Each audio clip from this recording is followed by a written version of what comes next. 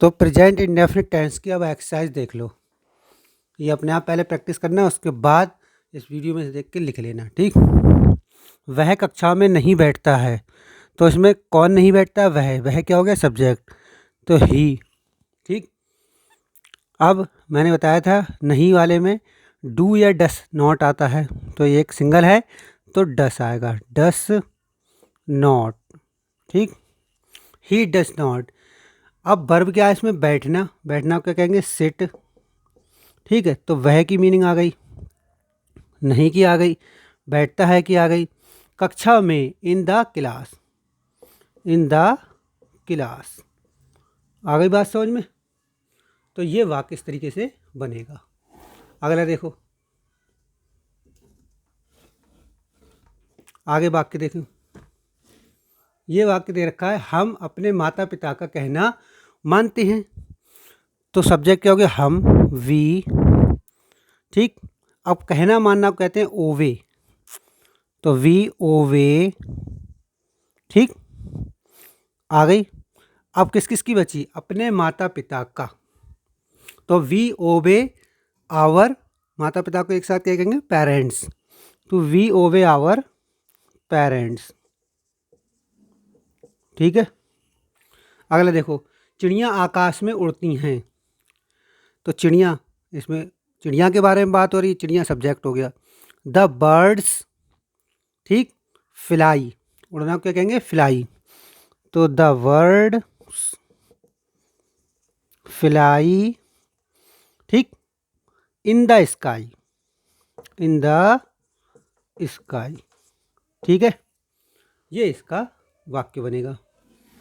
उसके बाद देखो, मैं सवेरे समाचार पत्र पढ़ता हूँ, तो इसमें सब्जेक्ट मैं, ठीक है। पढ़ता की क्या होती है? Read, I read, I read. अब इसकी मीनिंग आ गई और पढ़ना की आ गई, क्या बचा? सवेरे समाचार पत्र, यानी आई रीड न्यूज़पेपर, सवेरे मतलब in the morning, I read newspaper, newspaper in the morning, in the morning. आ गई बात समझ में? आगे देखो, भैंस मैदान में चरती है, तो भैंस की इंग्लिश क्या हो गई? बफेलो, द बफेलो, ठीक है। चरना को क्या कहेंगे? ग्रेज, सिंगल है ना तो एस ई एस लगता है, ग्रेज। मैदान में in the field, in the field. आ गई बात समझ में? तो मैंने 10 वाक्य आपकी प्रैक्टिस के लिए, एक्सरसाइज के लिए दिए हैं। ये 10 वाक्यों की प्रैक्टिस करेंगे हैं, ये अपनी कॉपी में लिख लेना अच्छे से, ताकि तुम्हारे समझ में टेंस आने लगे। क्या वे नदी में तैरते हैं? इंटरोगेटिव का वर्ड ऑर्डर लिखाया था मैंने, इसमें डू डस पहले आता है, और उससे भी पहले अगर कोई क्वेश्चन वर्ड है तो वो आ जाता है। तो क्या वे नदी में तैरते हैं? तो वे की क्या कहते हैं? वे का मतलब क्या होता है? दे, तो दे ज़्यादा है तो इसके संग क्या आएगा? डू आएगा। मैंने बताया था ज़्यादा के संग डू आता, डू दे। तैरना को क्या कहते हैं?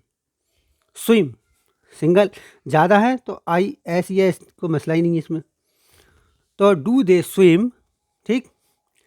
अब क्या बचा? नदी में, in the river, in the river, do they swim in the river, question mark. समझ में आया? Do they swim in the river, clear. आगे, क्या वह अंग्रेजी पढ़ाता है? तो ये भी क्या से शुरू हुआ? तो डू डस से शुरू होगा। अब वह है, वह को ही कहते हैं, ही के संग क्या आएगा? डस, डस ही। उसके बाद क्या आएगा? पढ़ाना, वर्ब आएगी, डस ही टीच, ठीक। तो क्या की आ गई? वह की आ गई, ठीक है, और पढ़ाता की आ गई, अंग्रेजी की बची, डस ही टीच इंग्लिश, ENGLISH, इंग्लिश। समझ में आया? आगे देखो, क्या सीता अपने मित्र को पत्र लिखती है? क्या सीता अपने मित्र को पत्र लिखती है? अगला वाक्य है, क्या सीता अपने मित्र को पत्र लिखती है? तो ये भी इसी तरीके का है, डूडस वाला, डूडस से शुरू होगा। तो डस सीता, ठीक है। पत्र लिखना को क्या कहेंगे? राइट। लिखना को क्या कहेंगे? राइट। डस सीता राइट। अब किस किस की मीनिंग बची? वो आती है वर्ब के बाद। किस किस की बची? अपने मित्र को पत्र। तो does Sita write a letter to his friend. A letter to his friend. His friend मतलब अपने मित्र। समझ में आया? आगे देखो, राम अपनी बहन को क्यों नहीं पढ़ाता है? राम अपनी बहन को क्यों नहीं पढ़ाता है? अब इसमें क्यों वर्ड आ गया तो क्यों पहले लगेगा, ठीक है। तो क्यों को क्या कहते हैं? वाई। क्यों को क्या कहेंगे? वाई। तो वाई पहले आ गया, अब उसके बाद डू या डस आएगा जैसे पहले आता था। तो राम अकेला है तो डस आना चाहिए। तो वाई डस राम, अब क्या आएगा? Not. Y does Ram not. अब पढ़ाना की वर्ब आएगी टीच। सबकी आ गई। अपनी बहन को, ये बचा। तो Y does Ram not teach his sister. लड़के के लिए अपना ही क्या आती है? His sister. आगे समझ में? अब अगला देखो, तुमको कलम कौन देता है? कलम कौन देता है?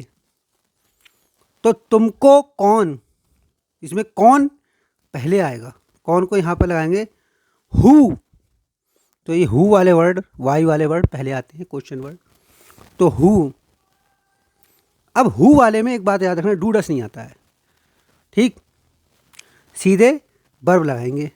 तो हु डस नहीं लगाएंगे इसमें, या डू नहीं लगाएंगे। तो who gives you a pen. कलम को क्या कहेंगे? पेन।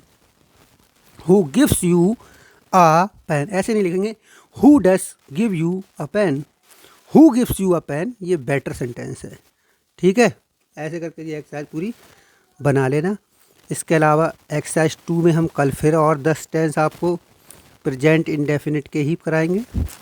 उसके बाद हम पास्ट इंडेफिनिट शुरू करेंगे।